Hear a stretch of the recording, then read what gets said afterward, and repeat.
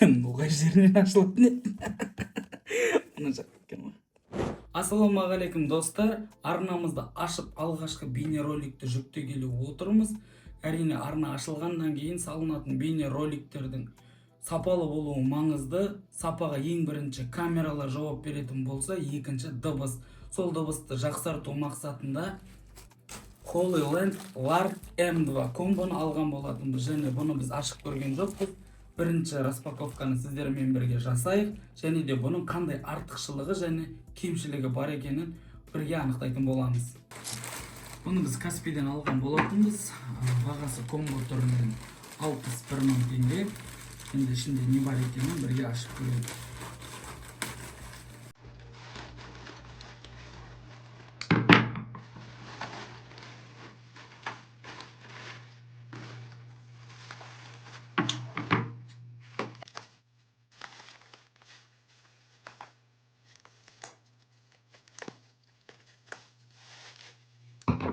Мені көріп отқандарыңыздай жалпы жеткізілуі жақсы, ешқандай да соққылар болса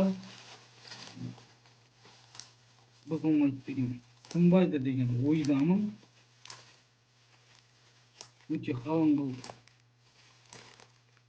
қылып беріп жіберген екен. Қалайында петельшкамыздың өзі. Енді қалыңдығын қараңыздар. 1, 2, 3, 4 қабат қылып салып жіберген екен. Дегенмен ешқандай зақымсыз келді деген ойдамын. HoloLens Lark M2 комбо. Қазір комбоның айырмашылығы обычныйдан қандай екенін көрсететін болам. Ашып алайық.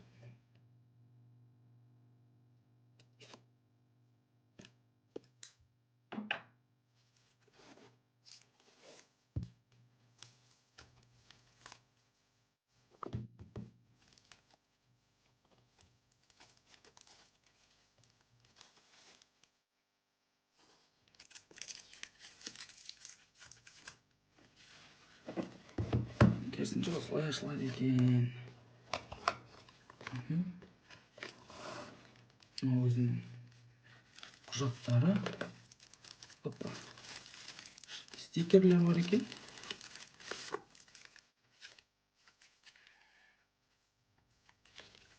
Енді ағылшынша түсінетін болсаңыздар оқып аларсыздар, біздер түсінбейміз. Мұнда стикерлері бар екен. Бұл іштегі петельчкелердің бетіне жабыстыратын стикерлер болу керек. Сол сияқты мынандай ақ киімде, қара киімдегілерді білдірмей жіберуге болады екен. Ақ киімде, қара киімде болса білінбейді екен. Сол сияқты өзінің документтері.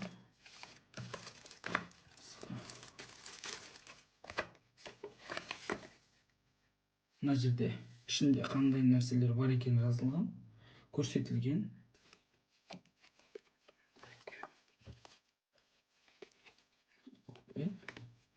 Ал енді мына біздің кейс. Мыналар сөткілерге қосылатын нәрселер. Яғни нәрселер бар екен. Астында өзінің ремешогы бар екен. HoloLens деген брендімен.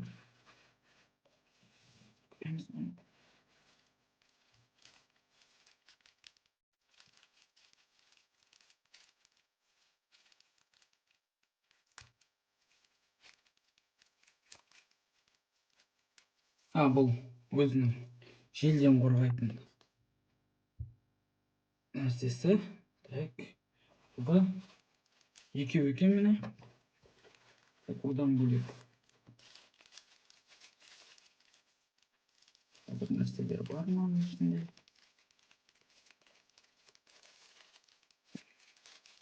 Оңайлықта сыймайды екен жапқасы. Мынау магнитик. Мынау да магнитик тоже. Мынаның өзінде мынада да магнит бар екен. Қазір көреміз.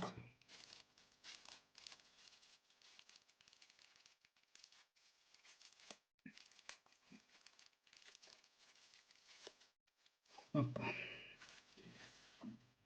Так. Мынау бізде екі адамға арналған. Екі адамға арналған. Менің түсінуімше петличкілер осыда тұрады. Киімнің астында. Мыналарда да магнитик бар, мыналарда да тоже магнитик бар. Мынау уже футболкаға қыстырып қоятын екен. Екі футболкаға қыстыратыны бар. Екі мойынға тағатыны бар. Дегенмен де мойныңа тағып алып жүрсең, желдің дыбыстарынан қорғайтын болады, даусың анық шығатын болады. Так, сонымен қатар. Онда Type-C зарядканың шнурлары бар екен. Біреу. Мынау уже камераға арналған шнур. Мына жерде iPhone-ға қосатыны бар, ескі iPhone-дарға. Мына жерде Type-S, Samsung Android-дарға және iPhone 15-тен бастап қосуға болады екен. Енді кейсіміздің өзін ашып көрейік.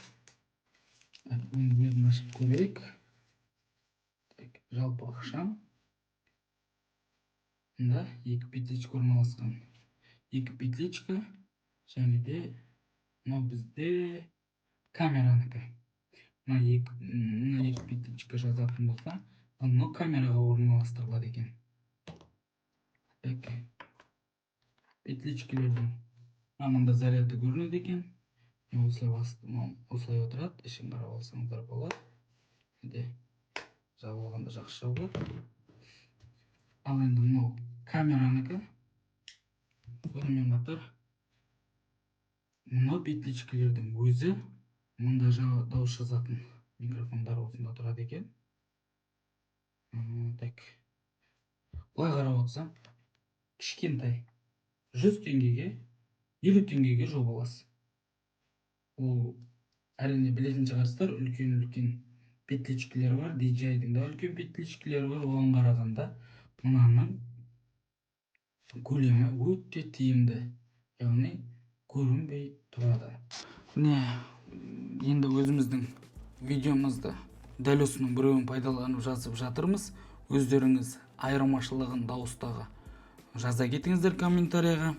Және де бұл жерде тез заряд алады екен, алайда толтырады деп айтпаймын, но бірақ бір 3-4 минуттың ішінде сізге ролик түсіруге қажетті зарядты береді екен. Біріншіден, бұл оның плюсы.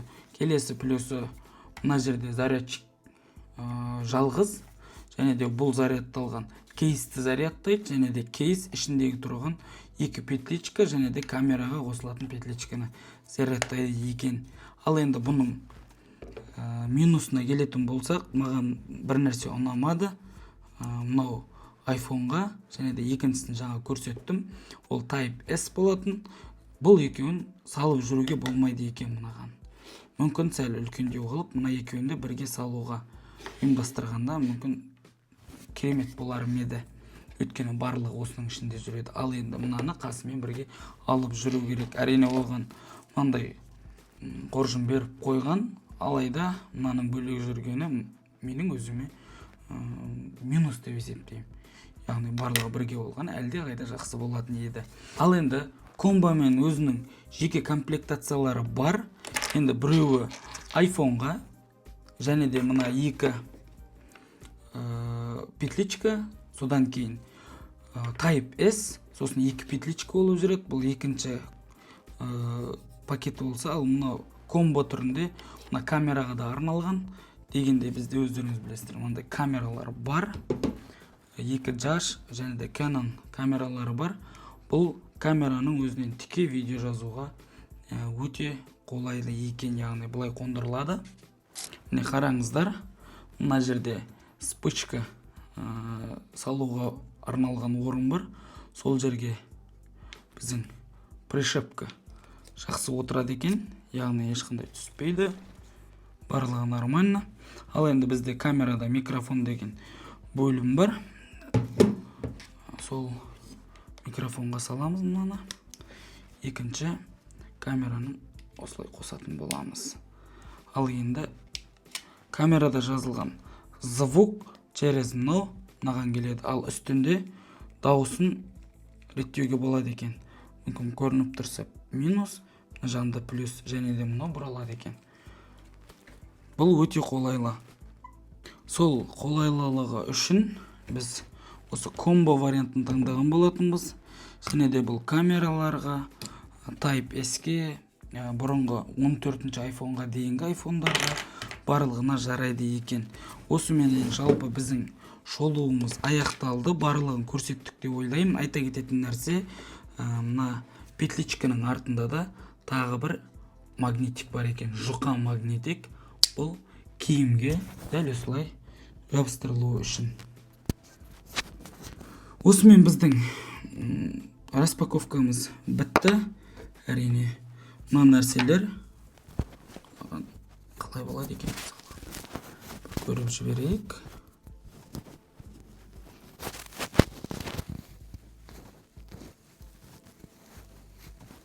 Бұған салу қиын. Өйткені тесігі тар. Сол себептен мынаның салынуы қиындау болып тұр. Және де мына жерде салуға талпынған кезде дауыс шыққан болса, оның өзі де бейнеде білдіріп тұрған шығар. Яғни айтқанда дауыс сапасы жалпы жақсы. Және де 50 теңге сияқты өте ыңғайлы екен. Алдағы уақытта осы петличкалар арқылы контент түсіретін боламыз.